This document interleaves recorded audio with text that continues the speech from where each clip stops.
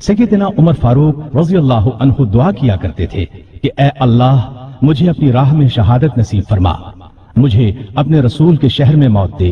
خلافت کے 11ویں سال اللہ تعالیٰ نے ان کی یہ دونوں دعائیں پوری کر دیں۔ جمعے کے دن مسجد میں خطبہ دیا جو بہت طویل تھا۔ اس میں لوگوں کو بہت نصیحتیں کی۔ اس خطبے میں اپنے ایک خواب کا ذکر کیا اور فرمایا، میں سمجھتا ہوں میری موت کا وقت آ پہنچا ہے۔ مدینے میں مغیرہ بن شعبہ کا ایک غلام تھا۔ یہ ایرانی تھا، اچھا کاریگر تھا۔ اس کا نام ابو لؤلؤ فیروز تھا۔ ایک دن سیدنا عمر سے شکایت کی کہ میں دن بھر کام کر کے جو کچھ کماتا ہوں میرا آقا اس میں سے بہت زیادہ رقم لے لیتا ہے، اس میں کمی کرا دیں۔ سیدنا عمر نے پوچھا، تم کون سا کام جانتے ہو؟ اس نے کہا، میں لوہار بھی ہوں، بڑھئی بھی ہوں اور بیل بوٹے بھی بنانا جانتا ہوں۔ سیدنا عمر نے دریافت کیا، تمہارا آقا تم سے روزانہ کتنی رقم لیتا ہے؟ اس نے کہا، 2 درہم روزانہ۔ اس پر سیدنا عمر نے فرمایا، تم جو کام جانتے ہو اس کے مقابلے میں تو یہ رقم زیادہ معلوم نہیں ہوتی۔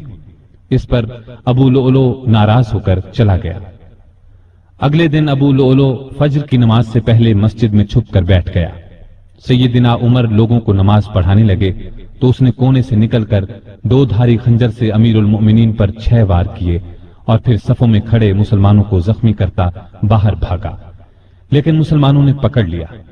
اس پر اس نے وہی خنجر اپنے پیٹ میں جھونک لیا اور مر گیا۔ ادھر امیر المؤمنین شدید زخمی ہو گئے۔ انہوں نے عبد الرحمن بن عوف رضی اللہ عنہ کا ہاتھ پکڑ کر اپنی جگہ کھڑا کر دیا، خود زمین پر گر پڑے۔ لوگوں نے نماز سے فارغ ہو کر دیکھا، جن مسلمانوں کو ابو لؤلؤ نے زخمی کیا تھا ان میں سے 7 دم توڑ چکے تھے، باقی بہت زیادہ زخمی نہیں ہوئے تھے۔ البتہ سیدنا عمر کی حالت نازک تھی۔ ایسے میں انہوں نے عبداللہ بن عباس سے پوچھا، مجھے کس نے مارا ہے؟ انہوں نے بتایا، مغیرہ بن شعبہ کے غلام ابو لؤلؤ نے۔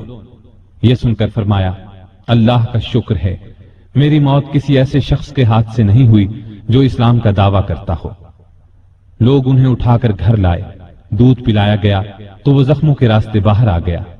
اب سب کو یقین ہو گیا کہ امیر المؤمنین کا آخری وقت آ پہنچا ہے۔ لوگ غم سے نڈھال ہو گئے، ان سے ملنے کے لیے آنے لگے۔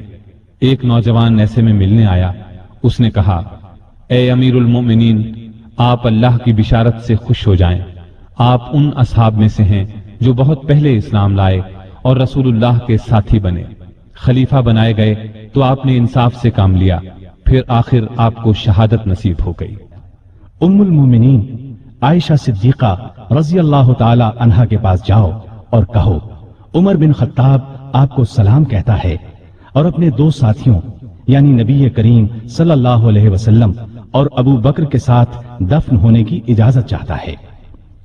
عبداللہ بن عمر عائشہ صدیقہ کی خدمت میں حاضر ہوئے۔ وہ اس وقت سیدنا عمر کے صدمے میں رو رہی تھیں۔ ان کا پیغام سن کر فرمایا، یہ جگہ میں نے اپنی قبر کے لیے رکھی تھی، لیکن اپنے آپ پر عمر کو ترجیح دیتی ہوں۔ سیدنا عبداللہ یہ جواب سن کر واپس آئے اور سیدنا عمر کو ان کا جواب بتایا۔ آپ نے اللہ کا شکر ادا کیا، پھر فرمایا، میں مر جاؤں تو میرا جنازہ اٹھا کر وہاں لے جانا اور انہیں سلام کر کے ایک بار پھر عرض کرنا، عمر بن خطاب اجازت طلب کرتا ہے، اگر اجازت دے دیں تو مجھے اندر لے جا کر دفن کر دینا، اور اگر انکار کر دیں تو عام مسلمانوں کے قبرستان میں دفن کر دینا۔ آپ 27 ذی الحج 23 ہجری کو زخمی ہوئے۔ 3 دن بعد 1 محرم 24 ہجری کو وفات پائی اور شہادت کے درجے پر فائز ہوئے۔ اس وقت عمر 63 سال تھی۔ جنازہ چارپائی پر رکھا گیا تو چاروں طرف لوگ جمع ہو گئے۔